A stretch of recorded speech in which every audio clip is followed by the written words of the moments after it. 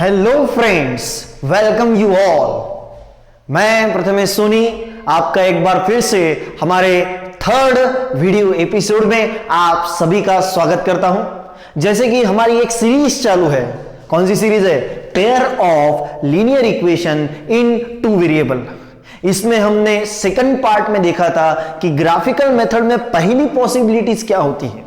ये देखिए दोस्तों, जब भी आप लोग सीरीज को स्टार्ट करेंगे ना, तो सीरीज को स्टार्ट करते समय शुरुआत से ही दिखेगा। यहां पर बहुत मजा आने वाला है आपको, पर लेकिन यहां पर आपको संयम, धैर्य और पेशेंस काफी हद तक रखना भी पड़ेगा और आपको आने वाले वीडियो को देखना भी रहेगा। आप लोग बहुत एंजॉय महसूस भी करेंगे। यहां पर देखिए, pair of linear equation in two variable में पहला ग्राफिकल मेथड में हम पहली पॉसिबिलिटीज देखी थी। पहली पॉसिबिलिटीज क्या देखी थी हमने कि दो लाइन आपस में क्या होती है? दो लाइन आपस में इंटरसेक्ट होती हैं। दो लाइन आपस में क्या होती है? दो लाइन आपस में इंटरसेक्ट हो सकती हैं। दो लाइन आपस में इंटरसेक्ट होती हैं। दो लाइन आपस में इंटरसेक्ट होती है। पहली पॉसिबिलिटीज। आज की हम लोग दूसरी पॉसिबिलिटीज देखने वाले हैं दोस्तों। आज की सेकंड पॉसिबिलिटीज रहेगी। सेकंड पॉसिबिलिटीज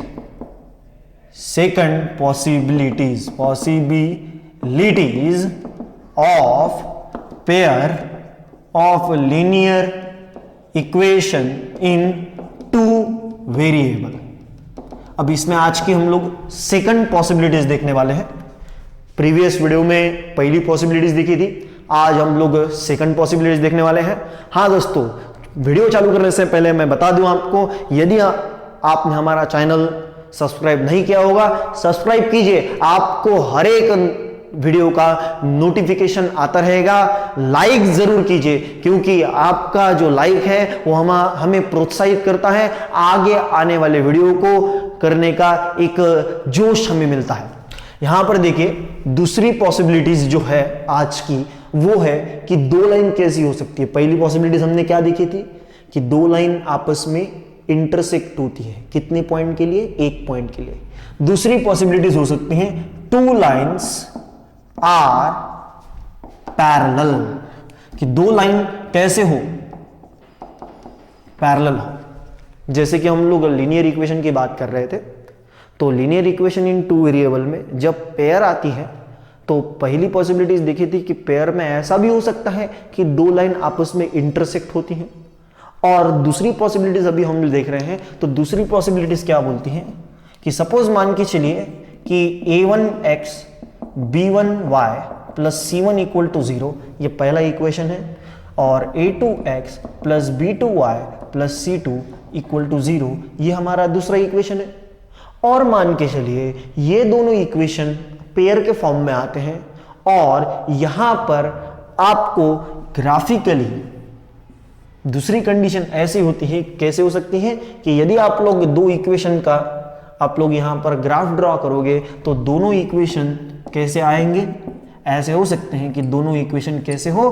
दोनों इक्वेशन आपस में पैरेलल आए। जब दो इक्वेशन आपस में पैरेलल आते हैं, तो ये कभी भी आपस में इंटरसेक्ट नहीं होने वाले। ये कभी भी आपस में इंटरसेक्ट नहीं हो सकते। और जब ये इंटरसेक्ट नहीं होंगे, तो यहां पर सॉल्यूशन मिलेगा क्या? नहीं मिलेगा। प्रीवियस इसमें हमने देखा था कि दो लाइन आपस में एक पॉइंट में इंटरसेक्ट होती है, तो सॉल्यूशन मिलता था, तो इट हैज यूनिक सॉल्यूशन हमने बोला था। और यदि यूनिक सॉल्यूशन था, तो वहां पर बोला था कि सिस्टम कैसी होती है? सिस्टम होती है कैसी सिस्टम होती है consistent system.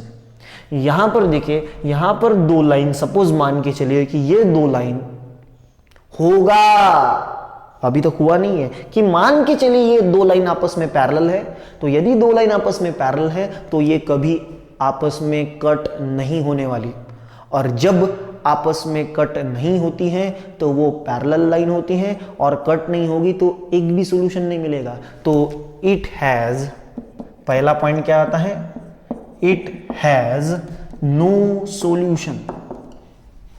It has no solution, इसका सॉल्यूशन नहीं मिलेगा। और जब दोस्तों सॉल्यूशन नहीं मिलता है, तब उसको कौन सी सिस्टम बोलते हैं? जब सॉल्यूशन नहीं मिलेगा तब उसको बोलते हैं कौन सी सिस्टम? जब सॉल्यूशन नहीं मिलेगा, देयरफॉर बी आप लोग लिख सकते हैं, the system is inconsistent. System कैसे होगी? सिस्टम होगी इनकंसिस्टेंट होगी। स्टूडेंट समझ में आ रहा होगा आपको। यहां पर देखिए दोस्तों कि पहली पॉसिबिलिटीज हमने देखी, कौन सी? कि पहली पॉसिबिलिटीज में हमने देखा कि दो लाइन आपस में इंटरसेक्ट होती हैं एक पॉइंट के लिए। दूसरी पॉसिबिलिटीज हम लोग देख रहे हैं कि दो लाइन कैसे हो सकती हैं, दो लाइन आपस में पैरेलल हो सकती हैं। पर लेकिन यहाँ पर स्टूडेंट पूछते हैं कि हमें डायरेक्टली कैसे पता चलेगा कि इनके सॉल्यूशन का नेचर कैसा है। तो डायरेक्टली बताने के लिए कल हमने या फिर प्रीवियस पार्ट में हमने जो देखा था यूनिक सॉल्यूशन के लिए, तो हमने बोला था कि जो x के कोएफिशिएंट का रेशियो है, x के कोएफिशिएंट का रेशियो है a1/a2, x के कोएफिशिएंट का जो रेशियो है ये वाला a1/a2, और y के कोएफिशिएंट का जो रेशियो है b1/b2, y के कोएफिशिएंट का जो रेशियो, कोएफिशिएंट यानी मैंने बताया था कि y के साथ रहने वाला और ये x के साथ रहने वाला। तो जो x के कोएफिशिएंट का रेशियो है वो यदि y के कोएफिशिएंट के साथ नॉट इक्वल होता है, x के कोएफिशिएंट का रेशियो y के कोएफिशिएंट के साथ नॉट इक्वल होता है, तो पहली कंडीशन हमने क्या बोली थी? तो पहली कंडीशन बोली थी कि टू लाइन यहां पर कैसे रहेगी? Two lines are intersect. यहां पर ये कंडीशन डायरेक्टली हम लोग बोल सकते हैं। और यदि दो लाइन आपस में इंटरसेक्ट होती है, दो लाइन आपस में इंटरसेक्ट होती है तो एक ही पॉइंट में इंटरसेक्ट होगी। तो एक ही पॉइंट में यदि इंटरसेक्ट होती है तो यहां पर हम लोग डायरेक्टली नेचर बता सकते हैं, इट हैज यूनिक सॉल्यूशन। अभी तक दोस्तों मैंने सॉल्यूशन कैसे निकालते हैं ये नहीं बताया, पर सॉल्यूशन का नेचर कैसा है, सॉल्यूशन कैसा हो सकता है ये मैंने स्टूडेंट आपको बताया। तो यहां पर देख सकते हैं कि यदि a1/a2 is not equal to b1/b2, मतलब इन दोनों का रेशियो यदि नॉट इक्वल है तो दो लाइन आपस में एक पॉइंट में कट करती है, इंटरसेक्ट होती है, तो वहां पर एक यूनिक सॉल्यूशन आता है। पर आज जो हम लोग बात कर रहे हैं वो बात कर रहे हैं पैरेलल लाइन की। तो पैरेलल लाइन में आप लोग देख सकते हैं कि क्या हो रहा है, पैरेलल लाइन में एक्चुअली दोनों लाइन आपस में कभी कट नहीं करने वाली, और कट नहीं करती तो वो क्या कहती है? नो सॉल्यूशन होती है। और सिस्टम कैसे होती है? सिस्टम होती है इनकंसिस्टेंट। और जब सिस्टम हमारी इनकंसिस्टेंट होती है, नो सॉल्यूशन रहेगा तो सिस्टम क्या रहेगी? इनकंसिस्टेंट रहेगी। पर लेकिन स्टूडेंट पूछते हैं कि उसका नेचर डायरेक्टली हमें कैसे पता चलेगा? तो यहां पर भी कंडीशन है दोस्तों। कैसे? कि मान के चलिए ये दो पेयर है, ये सपोज एक इक्वेशन है a1x plus b1y plus c1, ये पहले लाइन का इक्वेशन है। ये दूसरे लाइन का इक्वेशन है a2x plus b2y plus c2 equal to 0। और ये दो लाइन आपस में यदि पैरेलल है तो यहां पर नो सॉल्यूशन होगा और सिस्टम क्या मिलेगी? इनकंसिस्टेंट मिलेगी। पर लेकिन डायरेक्टली कैसे बताएंगे? वापस वही कंपेयर द रेशियोज की मदद से हम लोग डायरेक्टली बता सकते हैं कि एक्चुअली सिस्टम किस प्रकार की रहेगी, सॉल्यूशन रहेगा या नहीं रहेगा। तो यहां पर बाय कंपेयरिंग द रेशियोज, दोनों इक्वेशन के हम लोग रेशियोज को कंपेयर करके वापस से यहां पर भी बता सकते हैं कि दो लाइन किस प्रकार से है या फिर क्या कर रही है, उनका नेचर कैसा है। तो देखिए यदि इसमें कंडीशन क्या है देख लीजिए। इसमें कंडीशन ये होती है कि ये x का कोएफिशिएंट का रेशियो a1/a2, x के कोएफिशिएंट का रेशियो ये इक्वल होता है। पैरेलल में क्या होता है? पैरेलल में होता है कि ये जो x के कोएफिशिएंट का रेशियो है ये इक्वल होता है y के कोएफिशिएंट के रेशियो जितना। x के कोएफिशिएंट का रेशियो ये इक्वल होता है, किसकी इक्वल होता है? y के कोएफिशिएंट जितना। यदि ये दो इक्वल होते हैं तो तीसरी कंडीशन चेक करनी पड़ती है। तीसरी कंडीशन क्या चेक करते हैं? c1/c2, मतलब ये कांस्टेंट कोएफिशिएंट का रेशियो भी, कांस्टेंट कोएफिशिएंट का रेशियो भी हमें चेक करना पड़ता है। यहां पर देख रहे हैं आप लोग कि यहां पर a1/a2 is equal to b1/b2 मिलेगा पैरेलल में। पर लेकिन यहां पर तीसरे कंडीशन में ये जो कांस्टेंट है ये क्या मिलेगा? ये नॉट इक्वल मिलेगा। जब इस प्रकार की कंडीशन आती है तो उसको क्या बोलते हैं, उसको बोलते हैं parallel equation. Parallel, two lines are parallel. Example के तौर पर मैं आपको एक एग्जाम्पल दे सकता हूं। आप लोग अब ग्राफिकली प्लॉट करना जानते हैं कि एक्चुअली ग्राफिकली किस प्रकार से हम लोग प्लॉट कर सकते हैं इक्वेशंस को। मैं केवल अब बताना चाहूंगा आपको कि एक्चुअली सिस्टम कंसिस्टेंट है कि इनकंसिस्टेंट है, उसका नेचर कैसा है, ये डायरेक्टली मैं आपको बताना चाहूंगा। यहां पर देखिए एग्जाम्पल मैं एक लेता हूं। मान के चलिए कि x plus y plus 4 equal to 0 मैंने लिया है, और यहां पर 2x प्लस, एक काम करते हैं यहां पर 2y बोल देता हूं मैं, x plus 2y plus 4 equal to 0, और यहां पर 2x प्लस 4y प्लस यहां पर बोल देते हैं 3 इक्वल टू 0। ये दो लीनियर इक्वेशन की पेयर है और आपको डायरेक्टली बोला गया है find the nature of solution. यहां पर आपको डायरेक्टली बोल दिया गया है कि बताइए नेचर ऑफ सॉल्यूशंस क्या है, सॉल्यूशन का नेचर कैसा है, यह आपको डायरेक्टली बोला गया है। तो यहां पर डायरेक्टली हम लोग नेचर बता नहीं सकते क्या, 100% बताएंगे। किसकी मदद से, उनके कोएफिशिएंट के रेशियो की मदद से। मतलब यहां पर देखिए x के कोएफिशिएंट का रेशियो, ये देखिए x का कोएफिशिएंट यहां पर 1 है।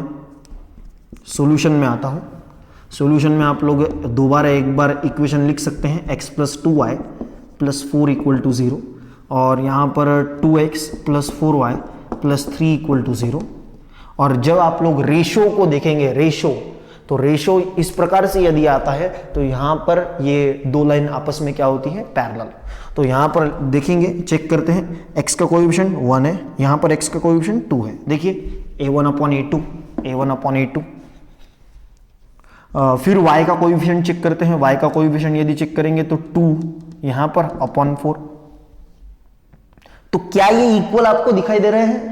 तो ये यस 100% इक्वल है, क्योंकि यदि आप लोग बोलेंगे तो 2 1 जा 2 होगा, 2 2 जा होगा।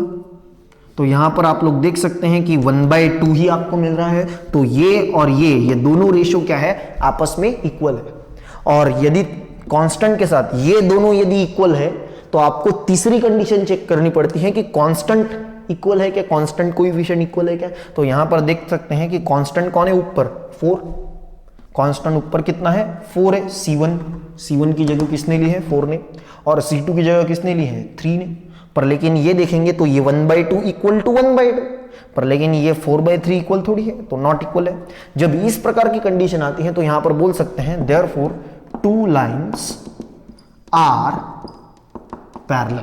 दो लाइन आपस में कैसी है, पैरेलल है। और यदि दो लाइन आपस में पैरेलल है तो therefore it has no solution.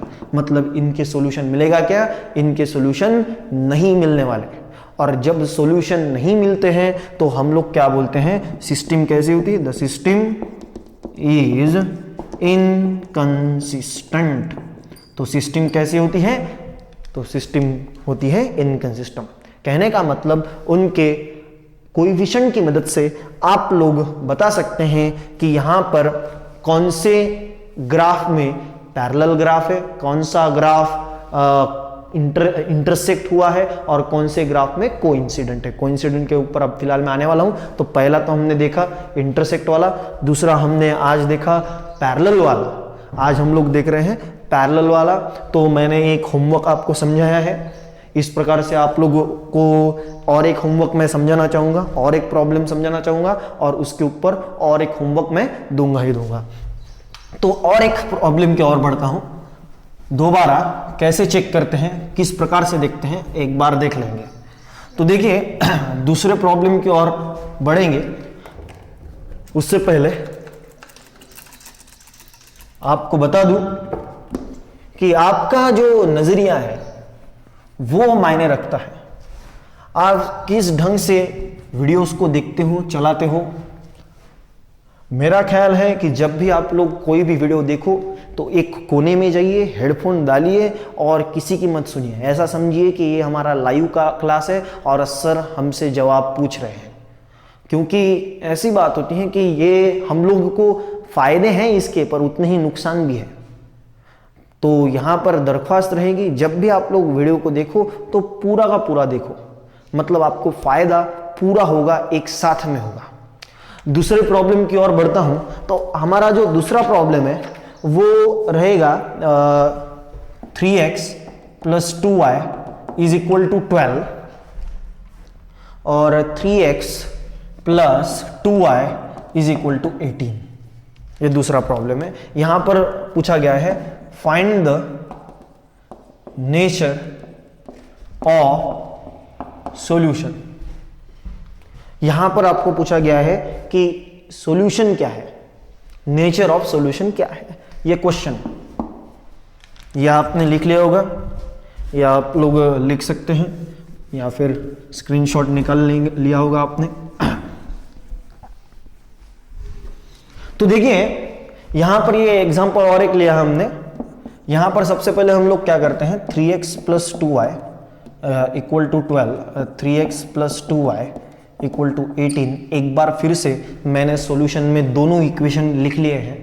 अब यहां पर क्या करना पड़ता है, आपको नेचर चेक करने के लिए, सॉल्यूशन का नेचर कैसा है चेक करने के लिए आपको पहले देखना पड़ता है कि ये इंटरसेक्ट किए हुए हैं या फिर दोनों लाइन पैरेलल है। तो देखेंगे किस प्रकार से आप लोग सॉल्व करेंगे। तो पहले तो रेशियो को हम लोग चेक कर लेते हैं कि रेशियो किस प्रकार से फॉलो होंगे। तो यहां पर देखिए x का कोएफिशिएंट 3/3 है, x का कोएफिशिएंट 3 अपॉन में x का कोएफिशिएंट 3 a1/a2 दिख रहा होगा, इक्वल टू यहां पर दिख रहा होगा कि यहां पर ये भी चेक करेंगे आप लोग, तो y का कोएफिशिएंट 2 मतलब b1, यहां पर y का कोएफिशिएंट b2, ये भी रेशियो, ये दोनों इक्वल है क्या, देख लो इक्वल है। देखिए ये 3 गेट कैंसिल 1 मिलता है, ये 2 गेट कैंसिल 1 मिलता है, दोनों इक्वल है रेशियो, ये दोनों इक्वल है। पर लेकिन ये यदि दोनों इक्वल है तो क्या कांस्टेंट इक्वल है क्या?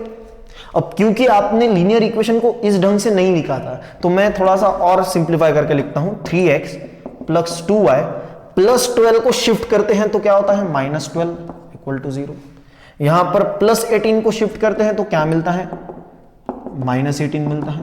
तो यस, अब यहां पर देखिए पहले x का कोएफिशिएंट आपने लिख लिया 3/3, फिर y के कोएफिशिएंट का रेशियो लिख लिया आपने 2/2। अब जब ये दोनों इक्वल होते हैं तो आपको कांस्टेंट लिखना पड़ता है। तो कांस्टेंट देखते हैं, चेक करते हैं, तो कांस्टेंट यहां पर 12 नहीं है, -12 है, तो -12।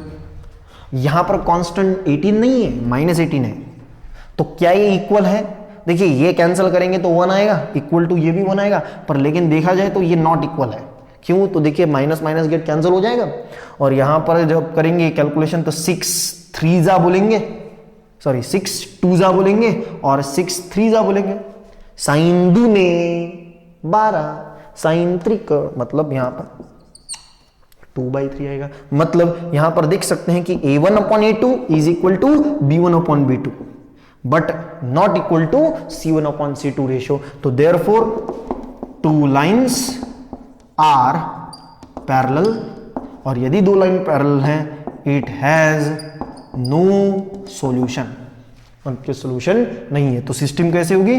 The system is inconsistent. System कैसे हो गई? इनकंसिस्टेंट हो गई।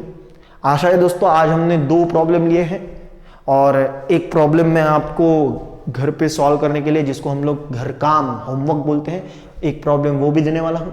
आशा है दोस्तों आज का वीडियो आपको अच्छा लगा होगा। जाने से पहले मैं बताना चाहूंगा, यदि आपने हमारा चैनल एक बार फिर से यदि सब्सक्राइब नहीं किया है तो सब्सक्राइब कर लीजिए, बेल आइकॉन प्रेस कीजिए, लाइक कीजिए, शेयर कीजिए, क्योंकि 10th पास हुए स्टूडेंट के लिए ये काफी मोटिवेटेड और बहुत ही सुंदर वीडियो रहने वाले हैं। तब तक के लिए अलविदा, बाय बाय देने ही वाला हूं, पर लेकिन होमवर्क बाकी है। तो यहां पर होमवर्क के ऊपर चर्चा करते हुए मैं एक बार लिखूंगा 4x + 6y = 3, और दूसरा होमवर्क हम लोग लिख सकते हैं 8x + 12y = 4। और यहां पर भी क्वेश्चन आपको करना है find the nature of solution. Just try to solve. यदि कोई आपको डाउट हो तो आप लोग कमेंट बॉक्स में लिख सकते हैं। तब तक के लिए बाय बाय।